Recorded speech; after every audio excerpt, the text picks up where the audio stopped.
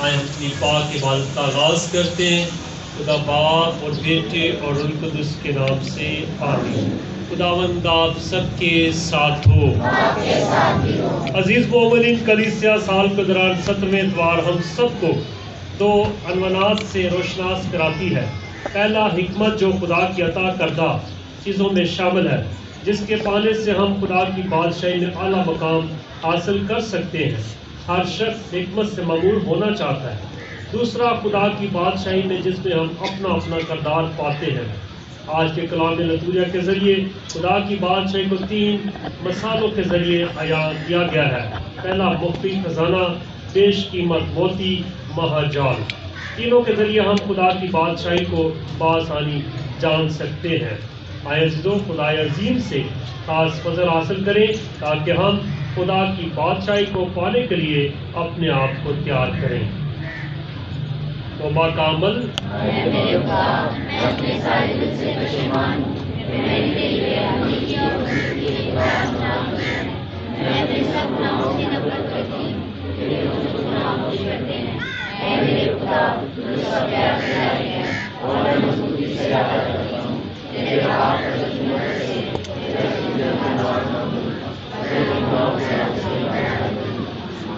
اے خداوند رحم کر، اے مسیح رحم کر، اے خداوند رحم کر۔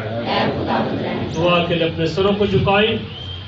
اے قادر مطلق آسمانی باپ، جب کہ ہم تیرے حضور آ کر تیرے کلام کو سنتے ہیں جو تیری بادشاہی کے متعلق ہمیں بیان کرتا ہے، بخش دے کہ خداوند ہم زیادہ سے زیادہ تیری بادشاہی کے متعلق جانیں اور ہمیشہ اس میں اپنا اپنا کردار ادا کرتے رہے، مسیح ہمارے خداوند کے وسیلے سے آمین۔ خداوند آپ سب کے ساتھ ہو۔ آج کی خوشخبری مقدس متی کے مطابق اس کا 13واں باب 44 ہے۔ ایک دن یسوع نے اپنے شاگردوں سے کہا، آسمان کی بادشاہی اس خزانے کی مانند ہے جو کھیت میں چھپا ہوا ہے، جسے کوئی آدمی پا کر چھپا دیتا ہے اور خوشی کے مارے جا کر اپنا سب کچھ بیچتا اور اس کھیت کو مول لیتا ہے۔ پھر آسمان کی بادشاہی اس سوداگر کی مانند ہے جو عمدہ موتی کی تلاش میں ہے۔ جب وہ ایک بیش قیمت موتی پاتا ہے تو جا کر اپنا سب کچھ بیچتا اور اسے مول لے لیتا ہے۔ پھر آسمان کی بادشاہی مہاجال کی مانند ہے جو جھیل میں ڈالا جاتا ہے، ہر ایک طرح کی مچھلیاں سمیٹ لیتا ہے۔ جب وہ بھر گیا تو اسے کھینچ لاتے ہیں اور کنارے پر بیٹھ کر اچھی اچھی برتنوں میں جمع کرتے ہیں، اور جو کام کی نہ ہو پھینک دیتے ہیں۔ دنیا کے آخر میں ایسا ہی ہوگا، فرشتے نکلیں گے اور راست بازوں کے درمیان سے بدکاروں کو جدا کریں گے اور انہیں آگ کی بھٹی میں ڈال دیں گے، وہاں رونا اور دانتوں کا پیسنا ہوگا۔ کیا تم یہ سب کچھ سمجھ گئے ہو؟ انہوں نے اس سے کہا، ہاں۔ تب اس نے ان سے کہا، اس لیے ہر ایک فقہ جو آسمان کی بادشاہی کی تعلیم پا چکا ہے، گھر کے اس مالک کی مانند ہے جو اپنے خزانے سے نئی اور پرانی چیزیں نکالتا ہے۔ انجیل مقدس کے پڑھے اور سنے جانے پر خداوند کی برکت ہو۔ مسیح خداوند آج سال کے دوران 17ویں اتوار کی لتوریہ کا حصہ بننے کے لیے ہم یہاں پر موجود ہیں، اور آج کے دن کلیسیا ہمیں 2 عنوان کے متعلق بتانا چاہتی ہے۔ سب سے پہلے حکمت خدا کی بنائی ہوئی چیزوں میں سے ہے، اور خدا جسے چاہتا ہے حکمت سے مالا مال کرتا ہے۔ اور خدا نے چاہے چھوٹے ہوں چاہے بڑے ہوں، سب کو حکمت برابر بانٹی ہے، نہ کسی کو کم نہ زیادہ، نہ کسی بڑے کے لیے زیادہ نہ چھوٹے کے لیے کم، بلکہ یکساں طور پر سب کو حکمت اور دانائی سے مالا مال کیا ہے۔ اب منحصر ہم پر ہے کہ اس حکمت سے ہم کس قدر فائدہ اٹھاتے ہیں، اس حکمت کو ہم آگے بڑھاتے ہیں اور اسے 100 گنا پھل لگاتے ہیں، یا اس حکمت کو وہیں لے کر جو ہمیں دی گئی ہے وہیں بیٹھے۔ خدا نے ہر شخص کو حکمت سے مالا مال کیا۔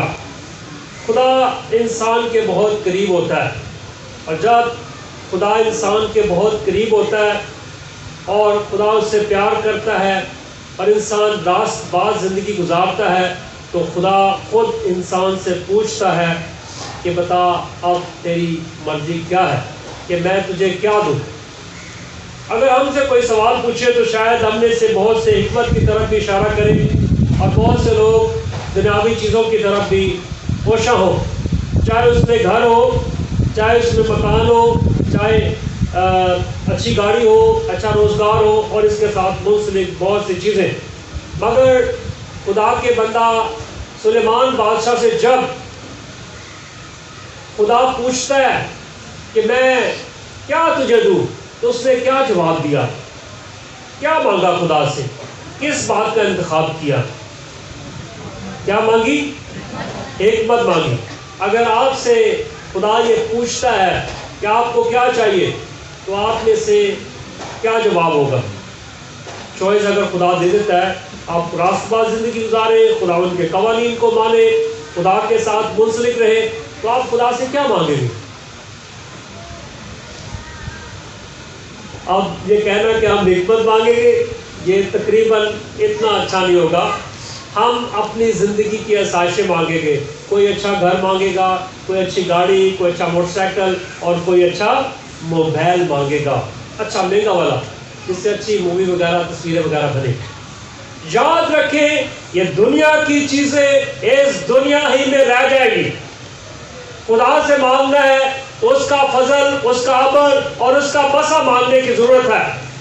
ہم جب دنیاوی چیزیں مانگتے ہیں تو کیا کوئر اچھی ایک گیت گاتی ہے، دنیا دی مال و دولت دنیا تے رہ جانی ہے، تیرے پاس امالاں باجو کوئی شے نہ چھانی ہے. اس دنیا کی دولت، اس دنیا کی چیزیں اس دنیا ہی میں رہ جائیں گی. ہمیں خدا سے کیا مانگنا ہے؟ کلیسیا آج ہمیں یہ بتانا چاہتی ہے کہ اگر ہم دنیاوی چیزوں کا تقاضا خدا سے کرتے ہیں تو یہ چیزیں یہیں پر رہتی ہے. سکندر اعظم جس کا بہت بڑا محل، بہت بڑی بادشاہی اور بڑا سلسلہ اس کا جاؤ جلال کے ساتھ وہ بادشاہ کرنے والا سکندر اعظم، مرنے کے قریب اس نے کہا کہ جب میں مروں تو میرے ہاتھ میرے کفن سے باہر ہو، تاکہ لوگوں کو پتہ چلے کہ سکندر آیا بھی خالی تھا اور سکندر گیا بھی خالی ہے. ہم دنیا میں رہتے ہوئے دنیا کی سوچوں میں کھو کر رہ جاتے ہیں. اس لیے کلام مقدس میں کیا ایک خوبصورت بات کلام میں بیان کی جاتی ہے کہ جہاں تیرا خزانہ ہے وہیں تیرا دل بھی ہوگا. اگر اس دنیا کی دولت سے، پیسے سے، آسائشوں سے ہم اپنا دل لگاتے ہیں تو ہماری سوچ بھی دنیاوی ہو جاتی ہے، ہماری فکریں بھی دنیاوی ہو جاتی ہے، ہمارے نظریات بھی دنیاوی ہو جاتے ہیں. اور یاد رکھیں اگر ہماری سوچیں ہمارا خزانہ دنیا میں ہے تو ہم پھر دنیا میں ہیں. اگر آسمان پر خزانہ جمع کرتے ہیں جہاں کیڑا اور زنگ نہیں خراب کرتا تو پھر ہمارا سفر بھی وہی ہے. یوحنا کی انجیل اس کے 14ویں باب میں لکھا ہے یسوع بڑی خواہش کا اظہار کرتا ہے، اور اس کی خواہش کیا ہے؟ کہ جہاں میں ہوں تم بھی ہو. یسوع کیا کہتا ہے؟ کہ جہاں میں ہوں تم بھی ہو. یسوع کی یہ خواہش اس بات کی عکاسی ہے کہ یسوع ہمیں اپنی بادشاہت میں رکھنا چاہتا ہے، وہ حکمت اور دانائی سے ہمیں مال کرنا چاہتا ہے. اور جب سلیمان بادشاہ نے خدا سے حکمت کا انتخاب کیا تو خدا نے حکمت بھی اسے دی ہے، دنیا کی آسائشیں بھی دی ہیں. کہتے ہیں آج تک سلیمان بادشاہ جیسا بادشاہ دنیا میں نہیں آیا. بہت سے لوگوں نے سلیمان جیسے بننے کی کوشش کی مگر اس طرح کے بادشاہ نہیں بن سکے. آج بھی لوگ انتظار کر رہے ہیں کہ سلیمان بادشاہ جیسا بادشاہ آئے گا. مگر یاد رکھیں ہمیں اس دنیا میں رہتے ہوئے در حقیقت حقیقی بادشاہی کے لیے کوشاں رہنا ہے. اور پھر ہم خدا کی بادشاہی کی بات کر رہے ہیں، حکمت اور دانائی کی بات کر رہے ہیں. سب سے پہلے ہم نے سلیمان کی حکمت کی بات کی، اپنی دنیاوی حکمت کی بات کی گئی. خدا نے سب کو برابر دیا، کسی کو کم زیادہ نہیں رکھا. اب آسمان کی بادشاہی کی بات کرتے ہیں. آسمان کی بادشاہی یعنی خدا کی بادشاہی. خدا کی بادشاہی کیا ہے؟ آسمان اس کا تخت ہے اور زمین اس کے پاؤں کی کیا ہے؟ اتنا بڑا خدا جاؤ جلال اور عظمت کے ساتھ بادشاہی کرنے والا، اس کی قدرت کتنی ہے، اس کا جلال کتنا ہے۔ یوحنا کی انجیل کے پہلے باب 14 باب کی پہلی آیات میں یسوع فرماتا ہے کہ میرے باپ کے گھر میں بہت سے کیا ہے، مکان ہے۔ اتنی بڑی بادشاہی کی تعداد بھی وہاں پر بتائی گئی، وہ بہت بڑی تعداد، اور اس تعداد کو ہم جانے تو بہت بڑی تعداد ہے۔ آسمان کی بادشاہی کی بات کی گئی۔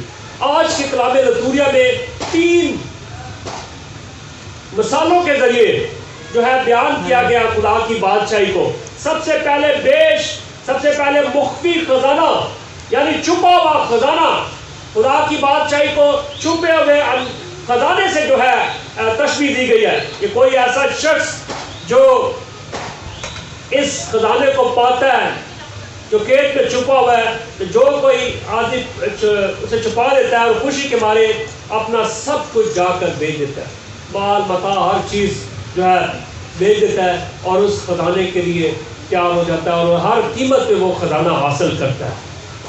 ہم جب خدا کی بادشاہی کو اس خزانے سے تشبیہ دے رہے تو دنیا کی چیزیں اس کے آگے کوئی معنی نہیں رکھتی، کوئی اہمیت تفاضل نہیں رکھتی، کیونکہ جس نے خدا کی بادشاہی کا جلوہ دیکھ لیا ہے، یاد رکھے اسے دنیا کی چیزوں سے پیار نہیں ہے، دنیا کی چیزوں سے اس کی لگن نہیں ہے، اس کی لگن خدا سے ہے اور خدا کی بادشاہی سے ہے۔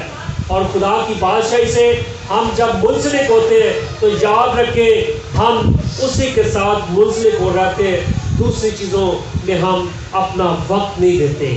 اس لیے خدا کی بادشاہی کو جو ہے پوشیدہ خزانے سے جو ہے تشبیہ دی گئی۔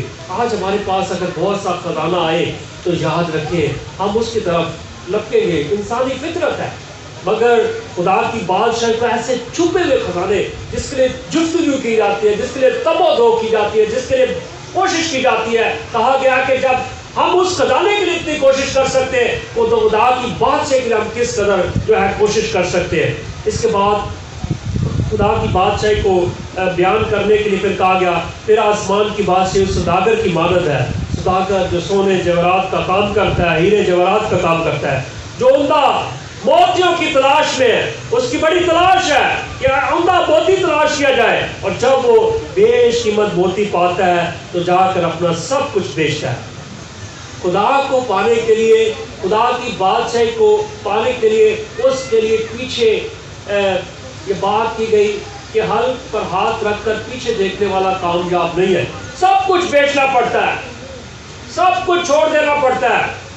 اور کہا گیا کہ زمین پر اگر کوئی میرے لیے اپنے آپ کو کھوئے گا تو اپنے آپ کو پائے گا، اور یہی بات اپنی ہستی کو ختم کرنے کے لیے سب کچھ بیچنے کی یہی بات کی ہے کہ اپنی ہستی کو ختم کر کے، خود انکاری کر کے، اپنی سلیب اٹھا کر اس کے پیچھے چلنے کی بات کی گئی ہے، سب کچھ ختم کرنے کی بات کی گئی۔ اور کہا گیا کہ ہم اس کے لیے تبودو کریں، اور پھر جب ہم دیکھتے ہیں کہ اس بیش قیمت موتی کو پایا جاتا ہے تو جا کر بادشاہ کو تلاش کرنے والا، اس موتی کی قیمت کو جاننے والا سب کچھ اپنا ختم کرتا ہے اور اس موتی کو حاصل کر لیتا ہے۔ پھر آسمان کی بادشاہی مہا جال کی مانند ہے۔ تیسری مثال، مہا جال، بہت بڑا جال جو جھیل پہ ڈالا جاتا ہے اور ہر طرح کی مچھلیاں اس میں سمیٹ لیتا ہے، یعنی تمام دنیا، ہر طرح کی مچھلیوں کا مطلب ہر طرح کے انسان جو مختلف رنگ و نسل سے تعلق رکھنے والے لوگ ہیں، جب وہ بھر گیا تو اسے کھینچ لاتے ہیں، اسے کھینچ لیا جاتا ہے، کنارے پر بیٹھ کر اچھی برتنوں میں ڈالی جاتی ہیں، اور جو کام کہ نہ ہو پھینک دیتے ہیں۔ دنیا کے آخر میں کہا گیا کہ پھر یہی ہوگا، دنیا کے آخر میں ایسا ہوگا کہ فرشتے نکلیں گے اور راست بازوں کو کے درمیان سے بدکاروں کو جدا کریں گے اور انہیں آگ کی بھٹی میں ڈال دیں گے، وہاں رونا اور دانتوں کا پیسنا ہوگا۔ کیا تم سب کچھ سمجھ گئے ہو؟ انہوں نے اس سے کہا ہاں۔ تب انہوں نے اس سے کہا اس لیے ہر ایک فرقہ جو آسمان کی بادشاہی کو تعلیم پا چکا ہے گھر کے اس مالک کی مانند ہے جو اپنے خزانے سے نئی اور پرانی چیزیں نکالتا ہے۔ یاد رکھیں دنیا کا آخر بیان کیا گیا کہ جب اچھے اور برے لوگوں کا امتیاز کیا جائے گا، اچھے لوگوں کو، راست باز لوگوں کو اچھی جگہ دی جائے گی، کیونکہ خداوند بھی کہے گا اے میرے لوگوں میرے پاس اور جو راست بازی میں زندگی گزارتے ہیں اور جو خدا سے دور زندگی گزارتے ہیں ان کے لیے دکھ اور پریشانی کا لمحہ اس وقت ہوگا۔ آج جب ہم خدا کی بادشاہی کی بات کر رہے ہیں، اپنی فرداً زندگی سے دیکھیں، کیا ہم اس کی بادشاہی کے لیے کام کر رہے ہیں یا اس کی بادشاہی میں کبھی کبھی رکاوٹ کا باعث بن رہے ہیں؟ ہمیں سمجھ بھی نہیں لگتی کہ ہم کب اس کی بادشاہی کے لیے کام کر رہے ہیں، کب اس کی بادشاہت کے لیے رکاوٹ بن رہے ہیں۔ یاد رکھیں، یہ خدا کی بادشاہی لازوال بادشاہی ہے، ہمیشہ قائم رہنے والی بادشاہی ہے، جس کو کبھی خاتمہ نہیں ہے، جو اختتام پذیر نہیں ہوگی۔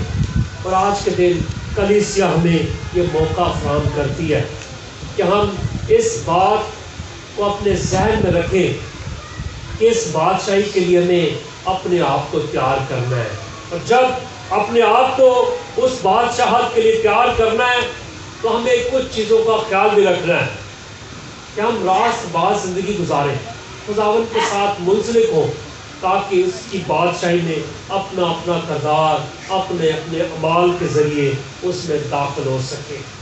یاد رکھیں، یسوع کی انجیل ہمیں اس بارے میں بڑی اچھی آگاہی دیتی ہے۔ یسوع کی زندگی بادشاہی کو سمجھنے میں بڑا اچھا اہم کردار ادا کرتی ہے۔ خدا کے لوگ خدا کی بادشاہی کو بیان کرنے میں اپنا جامع کردار ادا کرتے ہیں۔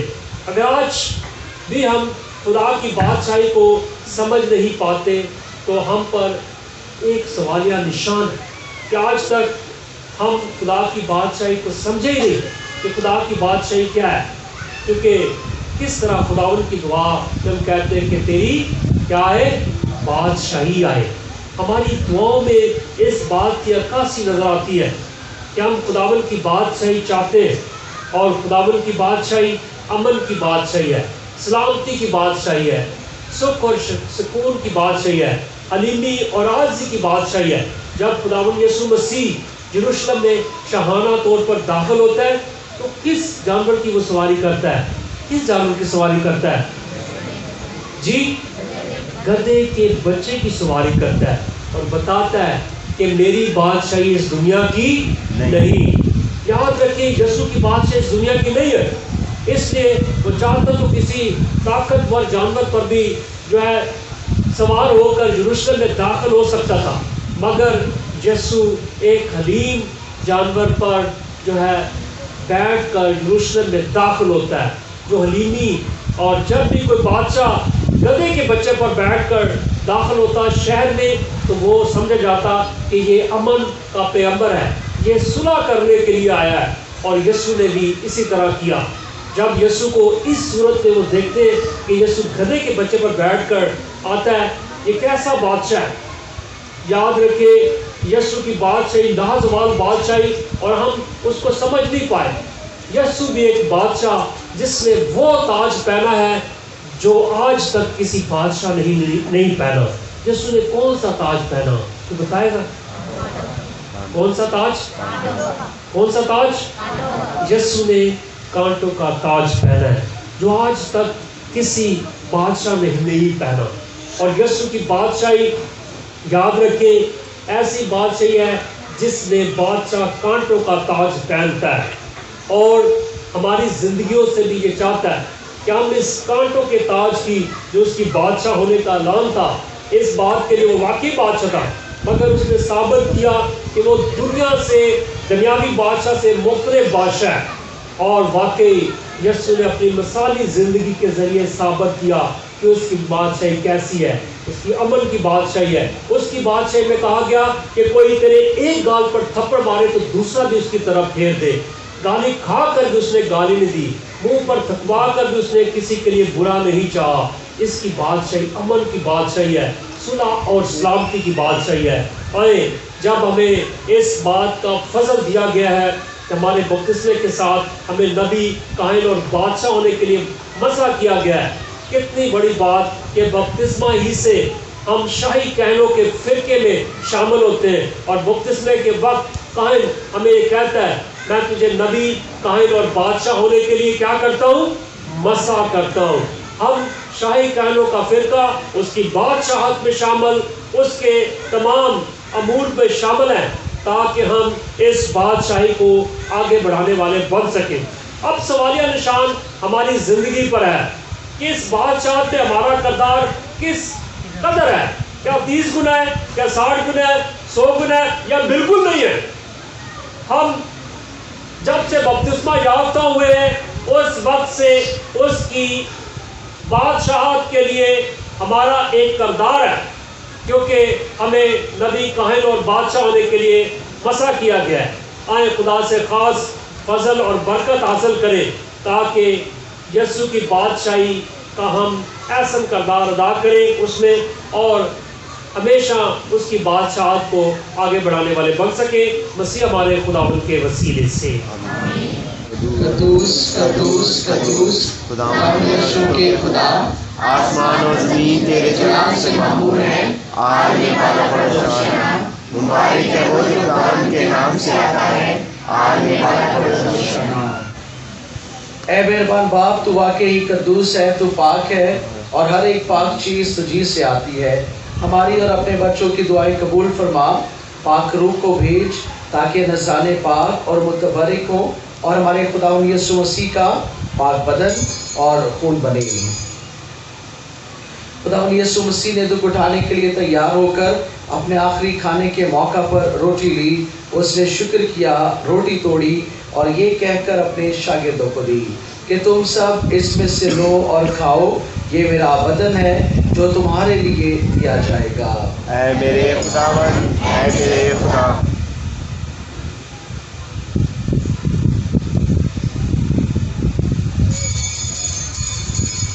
اسی طرح سے کھانے کے بعد میں کا پیالہ بھی لیا، اس نے دوبارہ شکر کیا اور یہ کہہ کر پیالہ اپنے شاگردوں کو دیا کہ تم سب اس میں سے لو اور پیو، نئے اور ابدی عہد میں یہ میرے خون کا پیالہ ہے جو تمہارے بلکہ بہت سے لوگوں کی گناہوں کی معافی کے لیے بہایا جائے گا، میری یاد میں یہی کیا کرو۔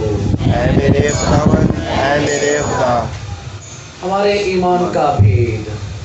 اے خداوند، ہم تیری موت کا اعلان کرتے ہیں، ہم تیری قیامت کا اقرار کرتے ہیں کہ جب تک تو نہ آئے۔ بس اے باپ، ہم تیرے بیٹے کے مرنے اور جی اٹھنے کو یاد کرتے ہیں، ہم زندگی کی روٹی اور نجات کا پیالہ تیرے آگے پیش کرتے ہیں۔ ہم تیرا شکر ادا کرتے ہیں کہ تو نے ہمیں اس لائق سمجھا کہ تیرے سامنے حاضر ہو کر تیری عبادت کریں۔ ہم عاجزی کے ساتھ التجا کرتے ہیں، بخش دے کہ ہم مسیح کا بدن اور خون لے کر روح القدس کی تاثیر سے آپس میں ایک بنے۔ اے خدا، اپنی کلیسیا کو یاد کر اور ساتھ ہی ہمارے روحانی باپ پاپا اعظم فرانسس، ہمارے اسقف بینی اور اپنے سب خادموں کو یاد کر۔ تیری کلیسیا تمام دنیا میں پھیلی ہوئی ہے، اسے کامل محبت عطا فرما۔ ہمارے ان بہنوں اور بھائیوں پر بھی نظر کر جو جی اٹھنے کی امید رکھتے ہوئے سو گئے ہیں، نیز تمام مرحوموں کو یاد کر اور انہیں اپنی روشنی میں قبول فرما۔ ہم تجھ سے منت کرتے ہیں ہم سب پر رحم کر تاکہ ہم خدا کی مقدسہ ماں تمہاری مریم، حضرت یوسف اس کا نہایت پاک شوہر، مبارک رسولوں اور ان سب مقدسوں کے ساتھ جو اس جہان میں تیری مرضی پوری کرتے رہے، ہمیشہ کی زندگی میں شریک ہوں اور تیرے بیٹے خدا یسوع مسیح کے وسیلہ سے تیری حمد و ثنا کر سکیں۔ اسی کے ذریعے، اسی کے ساتھ اور اسی میں تجھ کا قادر مطلق خدا باپ کو روح القدس کی وحدانیت میں قابل عزت اور تعظیم شایان ہے ہمیشہ سے ہمیشہ تک۔ اے خدا، ہم تجھ سے منت کرتے ہیں ہمیں سب بدیوں سے بچا، ان دنوں میں سلامتی بخش تاکہ ہم تیری شفقت کی توفیق سے اپنی مبارک امید کے پورے ہونے اور مسیح کے آنے کا انتظار کرتے ہوئے ہر وقت گناہوں سے آزاد اور مصیبت سے محفوظ رہیں۔ اے خدا یسوع مسیح، تو نے اپنے رسولوں سے کہا کہ میں تمہارے پاس سلامتی چھوڑے جاتا ہوں، میں اپنی سلامتی تمہیں دیتا ہوں، اور یہ گناہ پر نہیں بلکہ اپنی کلیسیا کے ایمان پر نظر کر اور سے وہ سلامتی ادھار بخش جو تیری مرضی کے مطابق ہے۔ ہماری خدا ان کی سلامتی ہر وقت آپ کے ساتھ ہو، آپ کے ساتھ بھی ہو۔ ایک دوسرے کی سلامتی چاہیں۔ اے خدا کے برے، جہاں کے گناہوں کو اٹھا لے جاتا ہے، ہم پر رحم کر۔ اے خدا کے برے، جہاں کے گناہوں کو اٹھا لے جاتا ہے، ہم پر رحم کر۔ اے خدا کے برے، جہاں کے گناہوں کو اٹھا لے جاتا ہے، سلامتی عنایت کر۔ یہ ہے خدا کا ورہ جو جہان کے گناہوں کو اٹھا لے جاتا ہے، کیا مبارک ہے ہم سب جو کہ اس پاک برے کی ضیافت میں بلائے گئے۔ اے خداوند میں اس لائق نہیں کہ میرے تو آئے، صرف کہہ دے میری روح شفا پائے گی۔ مسیح کا پاک بدن ہمیں ہمیشہ کی زندگی کے لیے محفوظ رکھے۔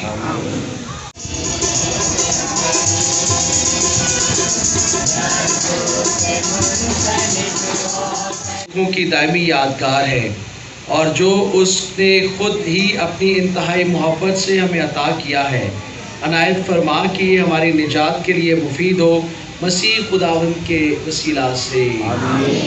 خداوند آپ کے ساتھ ہو اور وہی قادر مطلق خدا باپ اور بیٹے اور روح القدس کی برکت آپ سب پر نازل ہو اور ہمیشہ تک قائم رہے۔ ہماری عبادت ختم ہوئی، خوشی اور سلامتی میں رہیں۔